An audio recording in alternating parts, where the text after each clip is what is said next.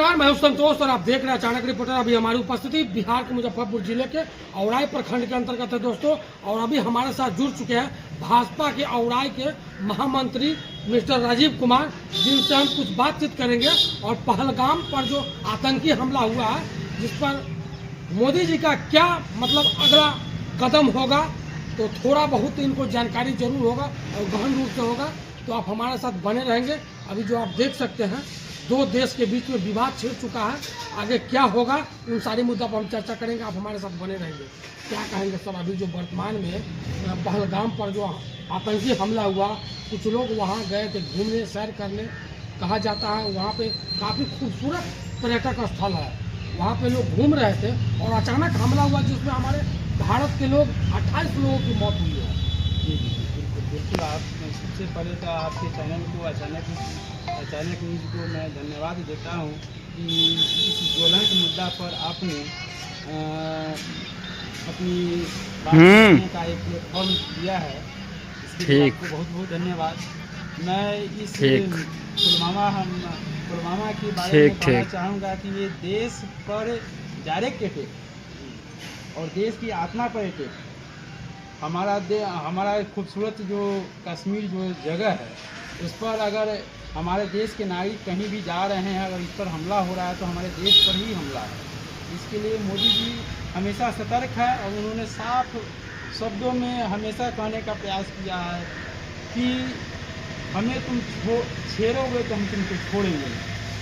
और मोदी जी ने एकदम खुले शब्दों में उन्होंने घोषणा कर दिया जब हमला हुआ तो सऊदी के दौरा पर, और वहाँ से उसी रात उन्होंने अपना दौरा कैंसिल करके भारत आने का काम किया और रात में ही मीटिंग करने का काम किया और आदेश दे दिए कि एक्शन भी शुरू हो चुका है।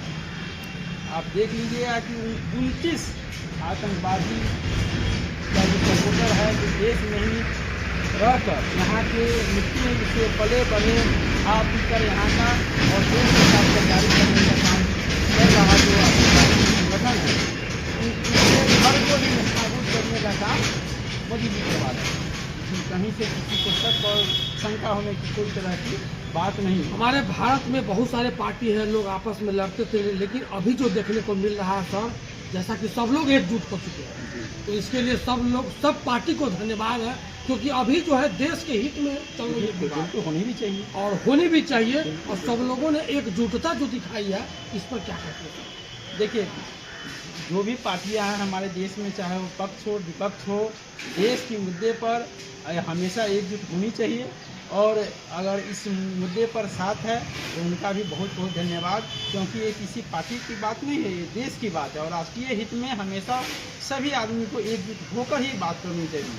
आज आप देख लीजिए, पाकिस्तान में एक भी भारत का सपोर्ट नहीं मिलेगा, लेकिन हमारे देश में ही कुछ लोग ऐसे हैं जो देश में रहते हैं, देश का खाते हैं और देश के यहाँ से सैलरी लेते हैं, हर चीज़ करते हैं, लेकिन आप देखिए कि कहीं कहीं गाहे बगाहे आपको भारत विरोधी एजेंडा लागू करने का वो लोग प्रयास करते हैं। तो सर, ऐसे नमक हलालों को अपने देश से बाहर क्यों नहीं मोदी जी भिजवा देते? देखिए, मोदी जी स्पष्ट शब्दों में कहें, पाकिस्तान पर 5 तरह से सर्जिकल स्ट्राइक का काम करवाने के काम के लिए जल संधि जो है उसको रद्द करवाएं।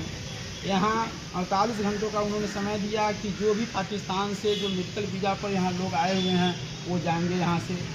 आपको फिर वहाँ के लोगों को यहाँ जो मेडिकल सुविधा मिल रहा था वो फैसिलिटी बंद कर दिया गया। उसके बाद यहाँ जो भी लोग रह रहे हैं उनको 48 घंटे में देश को छोड़ देना। तो हाँ, तो ये सारी चीज़ है, मोदी जी प्रयास कर रहे हैं और बहुत मजबूती के साथ इस पर लगे हुए हैं। और आने वाले समय बहुत बड़ा एक्शन आपको देखने को मिलेगा, इसका तैयारी चल रहा है, इसमें आपको चिंता करने की बात नहीं। वहाँ महिला रोती बिलखती अपने पति को मतलब मृत अवस्था में देख के काफ़ी रो रही है, वो चीख पुकार रही है, जो न्याय कब मिलेगा। लोग इंतजार में है जो मोदी जी कब एक्शन में आएंगे। मोदी जी का अभी प्लानिंग चल रहा है, जैसा कि आपने कहा, तो लोगों को धैर्य खो रहा है।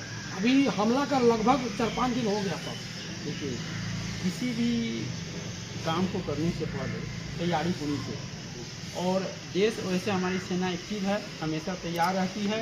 लेकिन अब जो है से सिर्फ छूट घटनाओं से बात बनने वाली नहीं है, सर्जिकल स्ट्राइक से बात बनने वाली नहीं है। अब देश की जनता चाहती है कि आर पार के मुद्दे,